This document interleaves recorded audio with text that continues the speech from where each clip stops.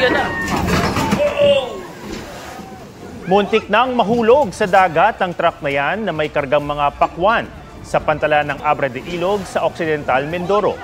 Napatulan ng driver mula sa truck at nadulas pa.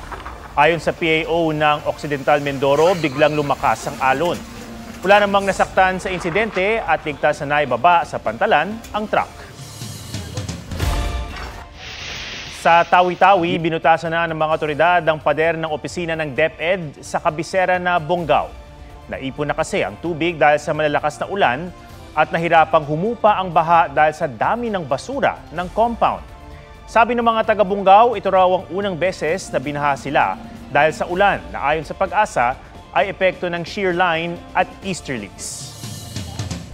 Nauwi sa disgrasya ang pagpapakitang gilas ng dalawang rider sa bahagi ng Marilaki Highway sa Tanay Rizal.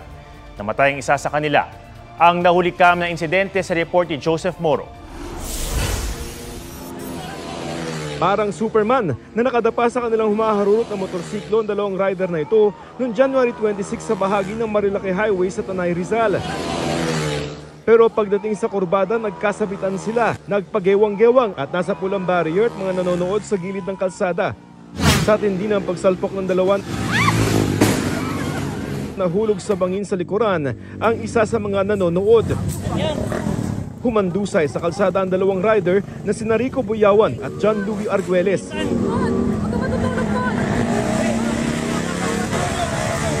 Dead on arrival sa ospital si Arguelles, 6 pa ang sugatan. Sa investigasyon ng Tanay Police, walang lisensya ang namatay na si Arguelles. Pinaharap naman ng LTO si Buyawan para magpaliwanag kung bakit di dapat suspendihin ang kanyang lisensya. Hindi na raw ihahabla ng pamilya ni Arguelles at ng iba pang biktima si Buyawan. Sa tala ng PNP, may isang naaaksidente araw-araw sa bahaging ito ng Marilaki Highway. Ngayong Enero pa lamang, 13 na ang nadisgrasya. Andun yung mga vlogger, nagtitake videos, nagtitake pictures. Kaya yun siguro yung ano nila, nagpapasikan ba na tinataas nila yung paa. Dito sa Marilaki Highway, 5 yung sinasabi nila na laruan ng mga rider. Kaya hamon para sa mga otoridad ang pagbabantay dahil tila habulang pusa't daga ang nangyayari. Meron din silang ginagawa na mga codes nila na umiiwas. Ayon sa HPG, posibleng maharap sa reklamong kriminal ang mga nagkakarera sa Marilaki. Pinaigting na ang police visibility roon. Kung saan yung talagang nandun yung congestion ng mga riders natin, doon din tayo. Kung saan sila naglalaro, doon din tayo. Pinag-aaralan naman ng LGU na magpasa ng ordinansang magbabawal sa pagtambay roon. Joseph Morong, nagbabalita para sa GMA Integrated News. Field trip sa Bataan na naging tila death march ang naranasan ng mga estudyante ng isang kolehiyo sa Quezon City. May ilan pang nahimatay. Mahaba-haba ang nilakad nila dahil ang mga bus na sundo nasa kabilang barangay. May report si Oscar Oida.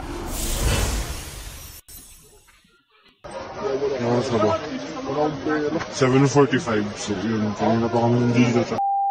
Hindi nakala ng mga estudyanteng ito ng Best Link College of the Philippines na ang masayang field trip sa Hermosa, Bataan noong linggo mauuwi sa kilo-kilometrong lakaran. Death March, Bataan Death March. Marami ang inabutan na ng dilim sa paglalakad sa malikabok na daan. Ang mga bus kasing sinakyan nila at maghahatid pa uwi sa Quezon City sa ibang barangay pumarada. Time check, 9:14 p.m. May trabaho pa bukas.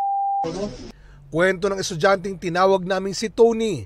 Sa kulang-kulang 4 na oras sa paglalakad nila, ang ilang estudyante nahimatay na. Di pa po ako nakakalahati ng 7 p.m. Hanggang 8 p.m. marami na po ako nakitang nahimatay. May mga tumulong na rescuer at ilang residente. Nagbibigay sila ng mga tubig. Yung iba po is naglalabas ng kaldero, nagbibigay ng ulam. Labis ding nag-alala ang mga magulang na naghintay sa pag-uwi ng mga anak. Dapat 10 p.m. nandito na sila sa bahay, yung pinirmahan namin. Nag-aalala na kami sa kanya. Ang Commission on Higher Education, pinagpapaliwanag na ang paaralan at mag-iimbestiga.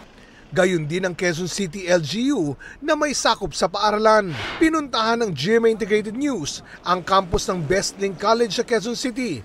Pero ayon sa gwardya, walang pasok at walang pwedeng kumausap sa amin. Oscar Oida, nagbabalita para sa GMA Integrated News. Ipatutupad na raw ng Department of Transportation ang batas na noong 2016 pa naipasa na layong kabitan ng speed limiter ang ilang sasakyan.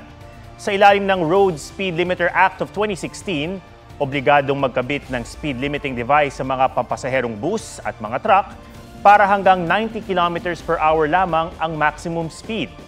Maaring pagmultahin at makulong ang mga lalabag. Kabilang ito sa mga tinalakay sa pagdinig kahapon ng Senado sa Senate Committee on Public Services para raw matigil o mabawasan ang mga aksidente sa kalsada. Magsasagawa raw ang DOTR ng konsultasyon sa mga stakeholder kaugnay ng speed limiter. Batay sa Senate report na nakalap ng GMA Integrated News Research, 2018 pa nailabas ang implementing rules and regulations ng batas pero hindi ito agad naipatupad. Bukod sa kulang pa ang mga speed limiter sa bansa, wala pang guidelines at national standards sa pag-accredit ng mga nasabing aparato. Bago ngayong gabi, nasunog ang isang restaurant sa bahagi ng Macapagal Boulevard sa Pasay City. Sumiklab ang sunog bandang alas 8:30 ng gabi at tumagal ng halos isang oras ayon sa Bureau of Fire Protection. Agad na ilikas sa mga crew at customer sa restaurant. Inaalam pa ang sanhi ng apoy at halaga ng pinsala. Natupok ang ilang bahay sa Pasig at Davao City. Sa Navotas, 2 welder ang nasawi matapos matrap sa kinukumpuni nilang barko sa shipyard. Ang detalye ng mga sunog na yan sa report ni Marisol Abduraman. Sumiklab ang malaking sunog sa Davao City kaninang umaga. Mabilis ang pagkalat ng apoy dahil bukod sa gawa sa light materials ang karamihan sa 8 bahay. Malakas pa ang hangin. Inaalam pa ang sanhi ng sunog. Nagkasunog din sa isang residential area sa Pasig kaninang umaga. 10 pamilya ang nawala ng bahay. Inabotan na sila ng tulong ng barangay. Iniimbestigahan ang sanhi ng sunog. Binalot ng makapal na usok ang shipyard na ito sa Navotas dahil sa sunog pasado alas 9 kagabi. Ayon sa BFP, nasunog ang storage room na nasa itaas na bahagi ng kinukumpuning barko roon. Medyo confined yung sunog. So ibig sabihin, nasa loob siya at limitado lamang ang lagusan pati ang mga bintana. Kaya nahirapan na ating bumbero para maipasok ito. Mahigit 20 trabahador ang gumagawa sa iba't ibang bahagi ng barko nang mangyari ang sunog. 2 kasamahan nilang welder ang nasawi. Inabot ng halos 5 oras ang pag-apula. Inaalam pa kung may nalabag sa fire safety code ang contractor ng shipyard. Marisol Abduraman, nagbabalita para sa GMA Integrated News. Selyado na ang giant collab ng GMA Network at ABS-CBN Studios para sa Pinoy Big Brother na mapapanood na rin sa Kapuso Network.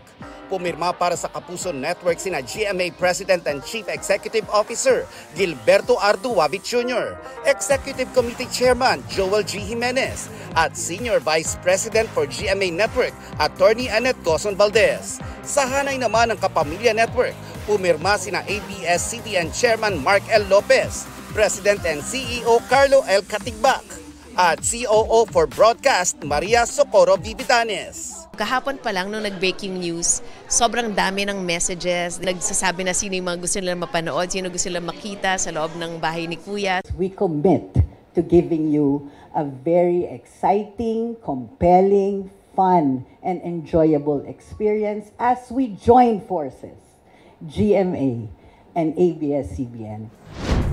Barbie Fortesa at Kim Jisoo magtatambal sa isang episode ng Daig Kayo ng Lola Ko. David Dicauco, may makulit na komento. Kilig overload ang hatid ni Dingdong Dantes nang pirmahan niya ang chichirya ng isang fan.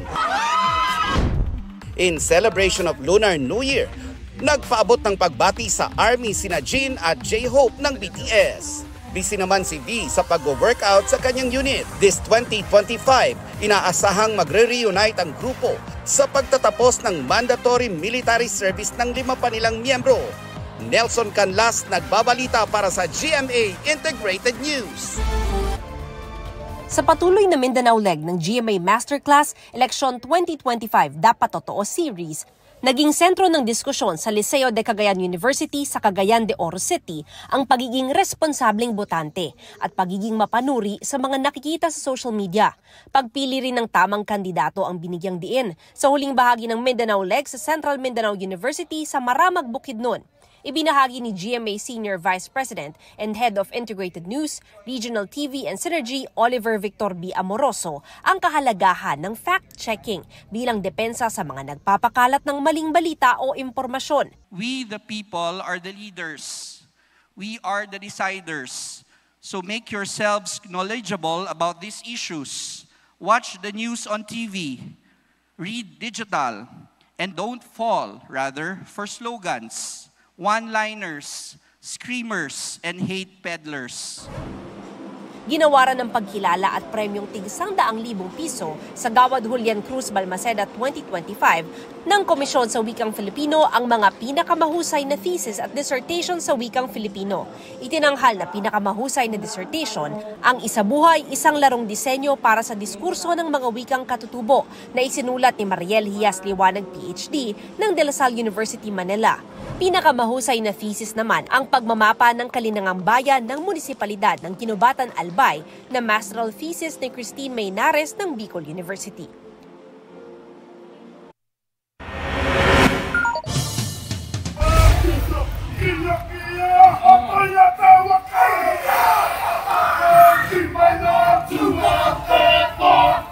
Nakisaya sa Dinagyang Festival sa Iloilo ang ilang taga New Zealand. Sa videong ito, maririnig ang chanting sa itinanghal na haka ng Maori youth performers. Ang haka ay isang traditional war dance ng mga katutubong Maori sa New Zealand sa pamamagitan ng malakas na boses at matapang na mga galaw. Ginagawa rin daw ito bilang pagbati sa mga bisita, pagbibigay respeto sa mga yumao at pagpupugay sa mga ninuno. Ang 3 dekada ng sigalot sa Democratic Republic of Congo sa Africa, lumala ng makubkob ng rebeldeng grupo ang syudad ng Goma. Nilusob ng mga armadong rebelde sa sentro ng syudad sa Eastern Congo. May mga bangkay nang nakita pero wala pang datos. Ayon sa mga ulat, ang grupong M23 na suportado ng bansang Rwanda ay sinasagupa ng mga sundalo at pro-government militia.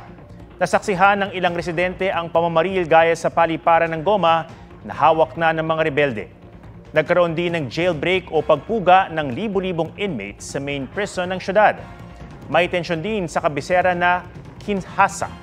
Ang ilang embahada pati compound ng United Nations inatake ng mga kumukundina sa karahasan sa Goma.